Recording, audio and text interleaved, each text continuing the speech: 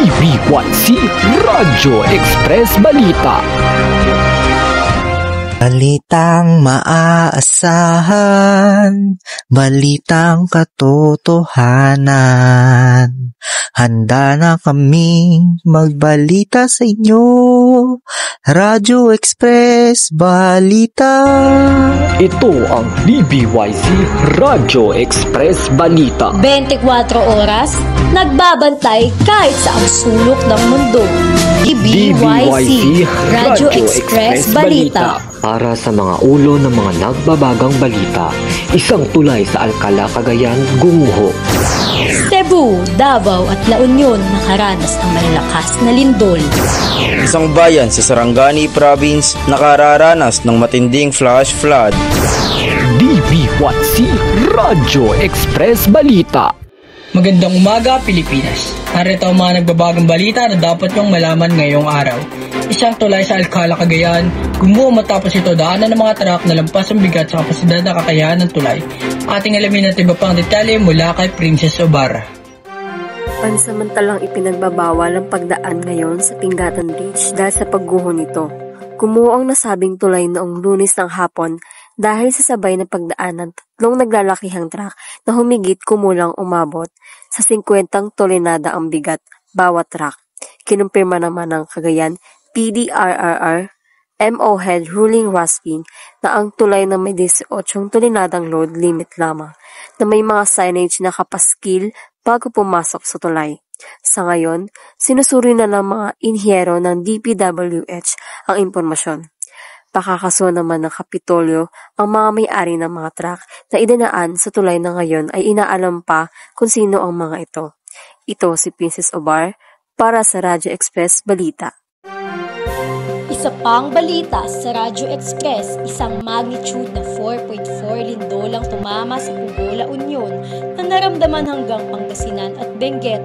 Matatanda isang magnitude 6.9 na lindol ang naranasan sa Bugo City, Cebu noong September 30, 2025 na marami ring napinsalang gusali at simbahan sa iba't ibang lugar sa Cebu. Ating alamin ang ulat kay Archie Cabanero. Nakaranas ng magnitude 4.4 na lindol ang La Union na nagdulot ng pagkabiyak ng ilang mga bahagi ng gusali, gayon din ang pagbitak ng ibang mga kalsada. Ang lindol ay nagdulot ng takot sa mga estudyante at residente, na ilang mga estudyante ay nakaranas ng panic attack at ang iba naman ay hinimatay. Matatandaan natin na maraming gusaling gumuho at establishmento ang napinsala rin sa magnitude 6.9 na lindol na naranasan noong September 30, Bogo City, Cebu. At sa syudad na nakaranas na hindi bababa sa 7,000 aftershocks. Iyan lamang ang ulat. Ito si Archie Cabanero para sa Radyo Express Balita. Sa kabilang banda, napinsala naman ng flash flood ang 4 na barangay sa Sarangani Province sa Mindanao na nagdulot ng malaking problema sa mga nakatira rito. Ating alamin sa ulat balita ni Christine Panoy. Malaki ang naging epekto ng flash flood sa National Highways bayan na maasam sa Sarangani Province hapon nitong Lunes. Alas-talas nitong Lunes nang lumagasa ang van na may kasamang mga kahoy at putok sa highway.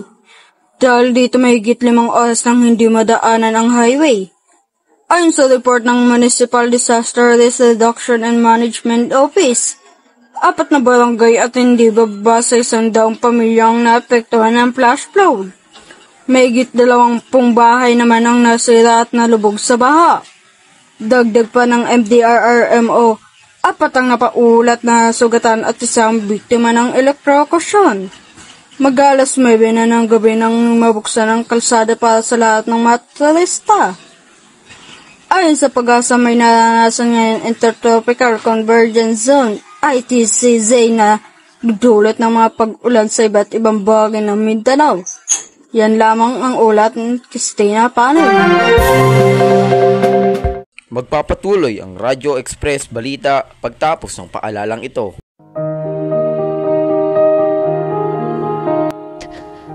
Ay, pagod. Kuya? Pagod na ako. Parang ang hirap mag-aral ngayong taon. Nakakapagod. Alam ko, bunso. Pero tandaan mo, bawat pahina na binubuklat mo ay hakbang yan papunta sa pangarap mo. Kaya laban lang, bunso, ha? Sa kabila ng hamon ng buhay, huwag tayong bibitaw sa ating pag-aaral. Ayon sa kagawaran ng edukasyon, ang kalidad na edukasyon ay karapatan ng bawat Pilipino. Kaya kapit lang kabataang Pilipino. Edukasyon ay tulay sa magandang kinabukasan. Ito ang DBYC Radyo Express Balita. Muling nagbabalik ang DBYC Radyo Express Balita. Ang oras natin ay 30 minuto makalipas ang ika-6 ng umaga. Isang magnitude 7.4 na lindol ang yumanig ng umaga noong Oktubre 10 nang may hindi bababa sa 6 ang nasawi. At nang sumapit ang gabi naman sa parehong araw ay nakaramdam ulit ng magnitude 6.8 ng pagyanig. Ating alamin ang balita kay Benedict. Niyanig ng magnitude 7.4 ang Mindanao noong alas 9 ng umaga ng sa Oktubre.